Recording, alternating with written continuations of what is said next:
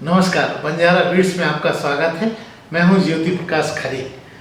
आज हम आपको मिला रहे हैं एक ऐसी बुंदेली बेटी से जिसने 7 समुंदर पार जाकर बुंदेलखंड का नाम रोशन किया है।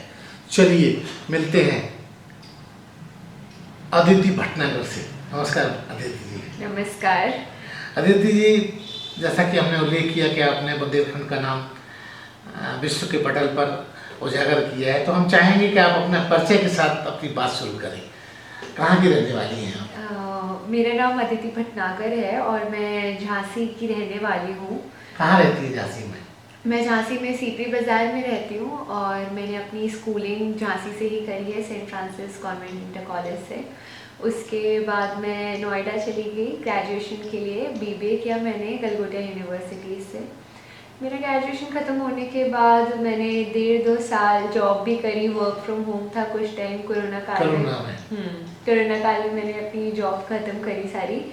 फिर पिछले साल 2022 में मेरा मन सा हट गया जॉब से, क्योंकि मेरा बचपन से ही सपना था ब्यूटी इंडस्ट्री की तरफ। मुझे बहुत रुझान था। मैं ऑफिस भी जब जाती थी, जब कभी, तो मुझे लगता था मैं बहुत तैयार होके जाऊँ, मैं यहाँ ये कर लूँ वो कर लूँ, बट कॉर्पोरेट में आप क्या ही कर सकते हैं। तो फिर मैंने डिसाइड किया कि अब मैंने सारी पढ़ाई कर ली, जो जितने सोशल प्रोटोकॉल होते हैं फॉलो करना, जॉब करो, नौकरी करो, कमाओ, ये मैंने सब कर लिया। अब मुझे अपने सपनों को फॉलो करना है, खुद की जिंदगी जीना है। खुद की ज़िंदगी जीना है। मुझे रिग्रेट नहीं करना है अपनी ज़िंदगी में कि मैंने ये क्यों नहीं किया, मैंने ये अपॉर्चुनिटी क्यों छोड़ दी। तो फिर मैंने अपनी जॉब छोड़ दी। फिर मैं जयपुर चली गई। वहाँ से मैंने कॉस्मेटोलॉजी और ट्राइकोलॉजी करी, ब्यूटी की तरफ ही। स्किन ट्रीटमेंट सीखा मैंने, हेयर ट्रीटमेंट सीखा। फिर भी मेरे मन में एक चीज़ रह गई कि मुझे स्टेज चाहिए, मुझे लाइफ चाहिए, स्टेज चाहिए और धूमधाम होना चाहिए। जैसे हम फिल्म फेयर अवार्ड्स देखते हैं ना, उनका नाम बुला रहे हैं, वो आ रहे हैं। तो मैंने कहा ये एकदम से मूवी इंडस्ट्री में तो नहीं जा पाऊंगी, पर मुझे पैजेंट शुरू से बहुत पसंद थे। मिस वर्ल्ड, मिस यूनिवर्स, ये देखना। तो मैंने इस बारे में गूगल पर रिसर्च करी।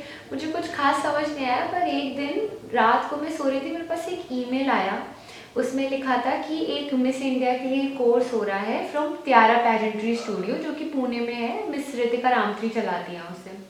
उसमें लिखा था don't let the distance take you away from your dream. तो मैंने 1 हफ्ते में तैयारी करी, बैग पैक किया और मैं चली गई पुणे। और वहाँ पे मैं ट्रेनिंग करके आई 1 महीने की। और पुणे जाने से पहले मेरा प्लान बन गया था कि मुझे फरवरी 2023 में हरिद्वार जाना है 6 महीने की ट्रेनिंग करने, योगा और प्राकृतिक चिकित्सा सीखने के लिए। तो फिर भी मैंने ट्राई कर लिया। तो मेरी मैम बोलती है अगर तुम्हारा मिस इंडिया का हो गया फिर तो तुम अपनी योगा की ट्रेनिंग कर नहीं पाओगी। तो मैंने कहा मैम तब की तब देखेंगे, अभी तो मुझे कोशिश करनी है भाई। तो फिर मैंने ट्रेनिंग करी और अच्छी गई मेरी ट्रेनिंग। इस जो ये सफ़र है, इसमें बहुत प्रैक्टिस की ज़रूरत होती है। जैसे हम कोई भी काम करते हैं, आर्टिस्ट भी है, ड्राइंग करेगा तो उसकी प्रैक्टिस ही उसका हाथ साफ करेगी ना, वैसे ही। तो फिर मैंने जनवरी में 2023 इसी साल मिस इंडिया का ऑडिशन दिया। उस दौरान मेरी तबीयत बहुत ख़राब थी, तो मेरा 3rd राउंड का ही नहीं हो पाया। पर मेरे को कोई इस बात से गिला शिकवा नहीं था, क्योंकि मैंने जितना मुझे आता था मैं वो करके आई। और फिर मैं चली गई हरिद्वार महाकाल के पास। और फिर वहाँ पे जून में रितिका मैम का ही एक बार फिर से कॉल आया कि मैसेज आया मेरे पास कि मिस प्लैनेट इंडिया के फॉर्म निकल रहे हैं, अदिति एक बार भरो, ट्राई करके देखो। मैंने कहा ठीक है मैम। तो हज़ारों लड़कियों ने पूरे इंडिया से उसमें फॉर्म भरे थे। उसमें से 150 लड़कियाँ शॉर्टलिस्ट हुई। 3 दिन बाद मेरे पास ईमेल आया कि आप शॉर्टलिस्ट हो चुके हैं 150 गर्ल्स में, और अब आपको जाना है ऑडिशन के लिए जाना है बैंगलोर अगस्त में।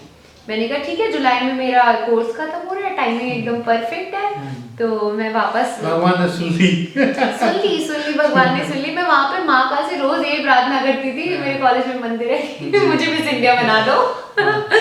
तो फिर मैं झांसी आई, मैंने बैग पैक किया, अपना पूरा सेटल हुई, मैंने बैग पैक किया और मैं चली गई बैंगलोर ऑडिशन के लिए।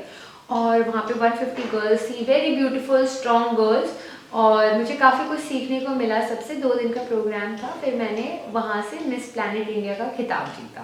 अच्छा। हाँ जी। तो फिर मैं मिस प्लैनेट इंटरनेशनल के लिए इंडिया से सिलेक्ट हो गई, यहाँ की इंडिया की डेलीगेशन। आपका तो इंडिया को प्रतिनिधित्व करने के लिए मैं चली गई वहाँ पे। फिर 3 महीने की मैंने तैयारी करी, अगस्त से लेके पूरे अक्टूबर तक, क्योंकि नवंबर में तो जाना ही था। तो फिर मैंने कहाँ जाना था? कंबोडिया जाना था हमें मिस ग्रैंड इंटरनेशनल के लिए, और वहाँ पे 55 कंट्रीज से लड़कियाँ आ रही थी, 55 देशों से। उनकी पर्टिकुलर एक विनर, जैसे इंडिया से मैं गई, और मुझे पता था कंपटीशन बहुत टफ है, बहुत टफ है। मतलब इतनी गॉर्जियस गर्ल्स थी, इतनी ब्यूटीफुल थी, बहुत प्यारी थी, और वो बहुत ट्रेंड थी इस इंडस्ट्री। वैसे भी हमेशा दूसरा व्यक्ति खूबसूरत लगता है, खुद को आईने में हम लोग आकलन नहीं कर पाते नहीं कर पाते जब तक 4 लोग कहना दें। पर यही चीज उसमें सीखनी होती है कि आपको किसी के कहने का मोहताज नहीं रहना है, आपको खुद के अंदर आत्मविश्वास इतना होना है कि हाँ आप बेस्ट, आप अपने बेस्ट वर्जन हो। तो फिर मैंने 3 महीने जम के तैयारी करी। मैं फिर से पुणे गई रितिका मैम के पास, जो मेरी बैंगलोर से नेशनल प्रथम गुरु मेरी। फिर उसके बाद जो मेरी बैंगलोर में नेशनल डायरेक्टर है मिस प्लैनेट इंडिया की, Mrs Priyanka Kashyap, sorry Mrs Priyanka Abhishek, doctor Priyanka Abhishek, हाँ जी। तो उन्होंने मेरी बहुत हेल्प करी, उन्होंने मुझे बहुत अच्छे से मेंटोर किया, गाइड किया, वहाँ कैसा क्या होता है, तुम्हें नर्वस नहीं होना है, फोटो मत देखो दूसरों की, वहाँ जाओगी सब एकदम अलग निकलेंगे, ये क्या दिन भर इंस्टाग्राम खोल के देखती हूँ कि मैम ये अमेरिका से ये आ रहा है, वहाँ से ये आ रहा है उसे। तो उन्होंने मुझे बहुत कॉन्फिडेंस दिया और बहुत चीज़ें सिखाई। तो फिर ये सब करके मैं नवंबर में फाइनली चली गई कंबोडिया। वहाँ पे 10 दिन का शो था। वहाँ गई तो वहाँ इतना वेलकम, जाते ही नोटों की माला पहना दी। अच्छा। हाँ जी, सब कैमरा लेके खड़े हैं वहाँ, पूरे लोग चीयर कर रहे हैं, सेलिब्रिटी बना दिया, सेलिब्रिटी बना, बिल्कुल वैसी फील आ गई। मिस इंडिया सब सेल्फी आके बच्चे ले रहे हैं। फिर वहाँ पे हम लोग ने बहुत सारे कॉलेजेस में विजिट किया, ओपनिंग सेरेमनी हुई, बहुत टूर हुआ। फिर हमने वहाँ वन पार्क कंबोडिया देखा, विन विन मॉन्यूमेंट, वो उनका पीस ट्रीटी है। फिर एंकोर वाट देखा, हमारे विश्व का सबसे बड़ा मंदिर विष्णु जी का, वो बुद्धिस्ट टेम्पल भी है, बहुत खूबसूरत मंदिर था। वहाँ शूट किया, उनके कपड़े पहने, उनका खाना खाया, उनके कल्चर सीखा, उनके जैसा जिया, बहुत मज़ा आया। बहुत ही सभ्य सोफिस्टिकेटेड कंट्री है, बहुत प्यारी जगह है। फिर फाइनले का दिन आया 19 नवंबर रानी लक्ष्मीबाई का जन्मदिन। तो फिर वहाँ पे 19 नवंबर को हम लोग ने सुबह से उठ गए 4 बजे से हेयर मेकअप। वैसे सुबह 4 बजे तो डेली उठना पड़ता था, वहाँ 4 बजे पहुँचना पड़ता था, तो 3:30 बजे उठना पड़ता था। हाँ जी, तो 3:30 वैसे भी लड़कियों में ज्यादा तैयार होना होता है, 2 घंटे मेकअप होता था हमारा। तो हम लोग को 4 बजे मेकअप के लिए पहुँचना होता था, वरना हम 3:30 बजे उठते थे। हाँ जी। तो फिर उसके बाद में 19 नवंबर आया। फिर वहाँ पे अलग अलग राउंड हुए शो। हम लोग पहले तो आपको वहाँ याद रहा कि आज हमारी झांसी की रानी का जन्मदिन भी है? हाँ बिल्कुल याद है, क्योंकि उस दिन मेरे पापा का भी बर्थडे पड़ता है। अच्छा। हाँ जी, तो बिल्कुल याद था। मैंने वहाँ पे सब लोगों को बताया भी, और उस दिन मैंने सबको लड्डू भी खिलाए। अच्छा। मैं वहाँ पे लड्डू ऑर्डर करे, मैंने वहाँ के ऑनलाइन ऐप से। मैंने पूरे अंग्रेजों को लड्डू खिलाए कि देखो इंडिया के लड्डू तो नहीं है, पर होते ऐसे से ही कुछ है। और फिर उस दिन कई राउंड हुए। पहले तो हमारा स्विम सूट राउंड हुआ, फिर हमारा नेशनल कॉस्ट्यूम राउंड हुआ। उसमें मैंने, क्योंकि हम विष्णु जी के मंदिर जा रहे थे एंकर वॉट में, तो मैंने सोचा था हमारा जो शूट होना है वो एंकर वॉट में होना था, और फिर स्टेज पे परफॉर्म, तो इसलिए मैंने लक्ष्मी जी का रूप रखा था। अच्छा। हाँ जी, और बहुत सबको बहुत पसंद आया था वो लोग। तो ये 2 राउंड के बाद 55 लोगों में से टॉप 27 सिलेक्ट होने थे। फिर वो टॉप 27 अपनी इवनिंग राउंड में आते और सामने प्रेजेंट करते, रैंप पे चलते, शो प्रेजेंट करते। तो फिर उन्होंने जब ये 55 लोगों का हुआ, सारे राउंड हुए, फिर एकदम से उन्होंने बोला है इंडिया।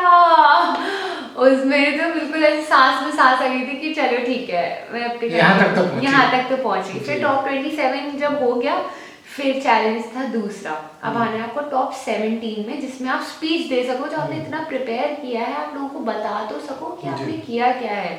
उसमें फिर मेरे को वहाँ पे स्टेज पे खड़े कि हो जाए, क्योंकि मुझे बताना है जो मैंने इतना सब कुछ प्लान किया, इतना मैं मेहनत करी है बच्चों के लिए, और मुझे लोगों को जेन्युइनली बताना था योगा के बारे में, उसकी इम्पोर्टेंस के बारे में, ताकि दुनिया भर में ये साइंस है जो लोगों को पता चले, जो खो गई है समय के साथ। और फिर उन्होंने फिर से बुलाया इंडिया तो वहाँ पे मैं गई, मैंने बताया योग के बारे में, बताया योग हमें कैसे प्रकृति से जोड़ता है और कैसे हम अपनी इन्वायरमेंट को बचा सकते हैं एक योगिक पर्सनैलिटी बन के। और साथ ही साथ मैंने सस्टेनेबल फैशन के बारे में भी बताया कि फैशन इंडस्ट्री जो है वो वर्ल्ड में जो पॉल्यूशन हो रहा है उसमें 10% कंट्रीब्यूट करती है। और लोग आजकल कपड़े ऐसे खरीदते हैं जैसे रुमाल हो, उसकी तो रुमाल को भी नहीं, मतलब बहुत ही बुरी तरह की छोटे छोटे कपड़ों में आ गए हैं। वही एकदम कि खरीदेंगे, पहनेंगे, 2-3 बार टी शर्ट पहनी, फेंक दी, और 5 जो टी शर्ट बनती है, अगर मान लो 5 कपड़े बन रहे हैं उसमें से 3 गार्बेज के डंप में इकट्ठा होते हैं। और लोग में आजकल इतनी सस्ती क्वालिटी के टी शर्टें मिलती हैं तो लोग क्या करते हैं, ज़्यादा खरीद लेते हैं, 100-200 रुपए की, 2-3 बार पहनी, वो धुल के खराब, फेंक गई, तो वो जाएगी कहाँ फेंक के? कूड़ा ही तो इकट्ठा कर रही है, वो पॉल्यूशन ही तो कर रही है। तो इसलिए एक खरीदो, अच्छा खरीदो, उसका मतलब 1 साल तक तो पहनो, अपने अनुकूल लो, अपने अनुकूल लो। जैसे अगर मेरी नानी वगैरह को देख लो, उनके पास आज भी 8-8, 10-10 साल पुरानी साड़ियाँ हैं, इनफैक्ट उनके पास उनकी शादी की भी साड़ी, क्योंकि इसकी क्वालिटी ऐसी थी। तो इस तरह फिर क्या हुआ आगे की पायदान? तो मैंने ये अपने सस्टेनेबल फैशन को वहाँ लोगों को प्रमोट किया, योग के बारे में बताया, ये मेरे 2 पॉइंट थे हमारे इन्वायरमेंट को बचाने के लिए।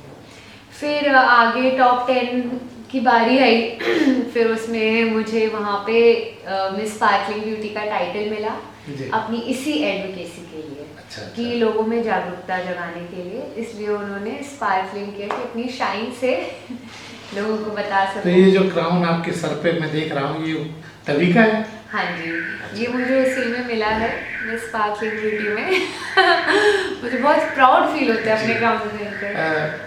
अदिति जी, आपके ये एक जो ड्रीम प्रोजेक्ट था, इसमें आप यहाँ तक पहुँची, इसके अलावा आपके और क्या शौक है? इसके अलावा मेरा जो एक बहुत शौक जो मुझे बहुत पसंद है वो है लैंग्वेजेस सीखना अलग अलग। तो जैसे कि मैं जापानीज़ सीख रही हूँ, मैं स्पेनिश सीख रही हूँ, और मुझे स्किन केयर में भी बहुत ज़्यादा इंटरेस्ट है, तो इसी वजह से मैंने कॉस्मेटोलॉजी भी करी थी और डिप्लोमा किया था। हाँ जी, मैंने कहाँ से? मैंने जयपुर में IICTN से इंडियन इंस्टीट्यूट ऑफ कॉस्मेटोलॉजी से मैंने कॉस्मेटोलॉजी करी है और ट्राइकोलॉजी करी है। अच्छा, ट्राइकोलॉजी क्या होती है? ट्राइकोलॉजी होती है स्टडी ऑफ हेयर, जैसे कॉस्मेटोलॉजी होती है स्टडी ऑफ स्किन, उसमें हम स्किन पे काम कर सकते हैं। ट्राइकोलॉजी में हम हेयर के बारे में पढ़ते हैं। वैसे भी महिलाओं के जीवन में हेयर और स्किन दो ही बहुत महत्वपूर्ण होते हैं। आजकल ऐसा कुछ नहीं है, महिला हो या मेल हो, दोनों को ही स्किन केयर बहुत है। सब आजकल बालों की परेशानी से पीड़ित है, बाल चले गए, बाल चले गए, नहीं, मैं फिर वहीं आता हूँ। इसके अलावा और क्या शौक है आपके, इसके जो लोगों को पता ही नहीं? कुछ लुपे छुपे शौक होते हैं। तो मुझे एक शौक मेरा है तो ये मेरे मोहल्ले में बच्चे रहते हैं, कुछ 12-13 गर्ल्स रहती हैं। ये लोग अगर मैं यहाँ से निकलती हूँ और आती हूँ, उनके पास मेरी फुल अटेंडेंस रहती है, दीदी कहाँ जा रही हैं। अच्छा। हाँ, तो ये मुझे बहुत अच्छा लगता है, मेरा शौक ही समझ लीजिए आप कि वो लोग आते हैं मेरे पास, मैं उनके साथ खेलती हूँ। और खेलना क्या, वो छोटे उम्र के बच्चों के साथ खेलना मुझे बहुत अच्छा लगता है, क्योंकि वो बहुत प्योर होते हैं और ऊपर से उन्हें अगर कुछ समझाओ तो वो समझ भी जाते हैं। तो बच्चे आ जाते हैं, मुझे आज हमें ट्यूशन पढ़ा दो, आज हमारी ट्यूशन की छुट्टी हो गई, आज ये कर दो, आज हमारे स्कूल में फंक्शन है, हमारा मेकअप कर दो, आज हमें राधा जी बना दो, आज हमें ये कर दो। ये मुझे बहुत पसंद है। अच्छा, इसके अलावा मुझे डांस करना बहुत पसंद है, मुझे गाना भी बहुत अच्छा लगता है, पर मैं अच्छा गा नहीं पाती हूँ। अच्छा, आपका ये जो आपने बताया कि आपको डांस वगैरह अच्छा लगता है, तो क्या कॉलेज टाइम में आपने परफॉर्म किया?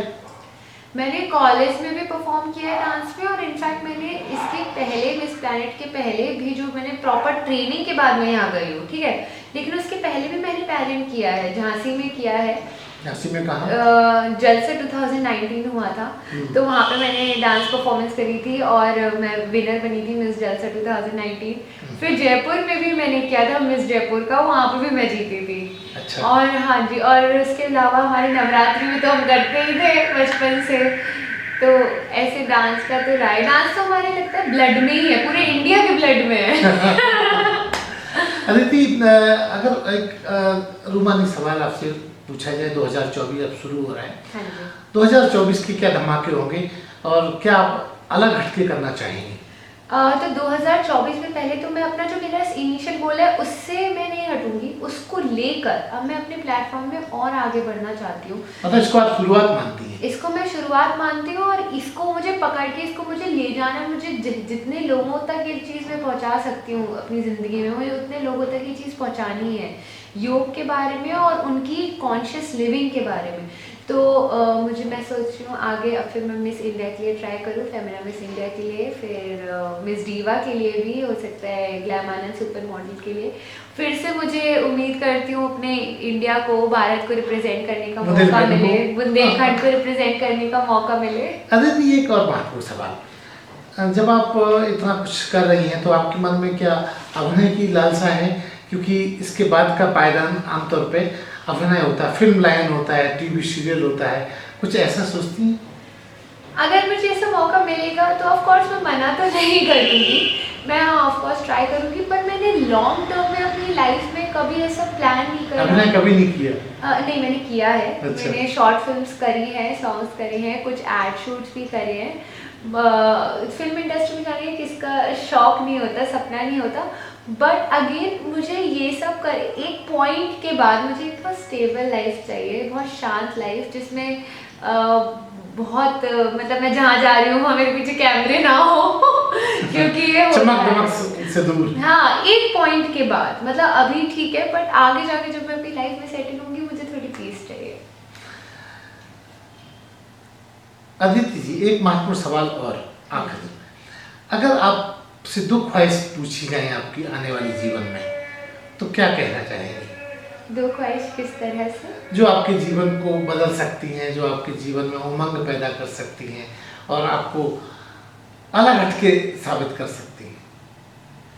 अगर इस समय मैं कहूँगी मेरी सिर्फ एक ख्वाहिश है कि मुझे कुछ भी करके इंडिया को रिप्रेजेंट करना और मुझे फेमिना मिस इंडिया का टाइटल चाहिए, और या फिर मिस डीवा का, जिससे मैं मिस यूनिवर्स में जा सकूँ। ये मेरी ख्वाहिश ही है जिस पे मैं चल रही हूँ, वरना सिंपल सी लाइफ में तो मैं जॉब कर रही थी।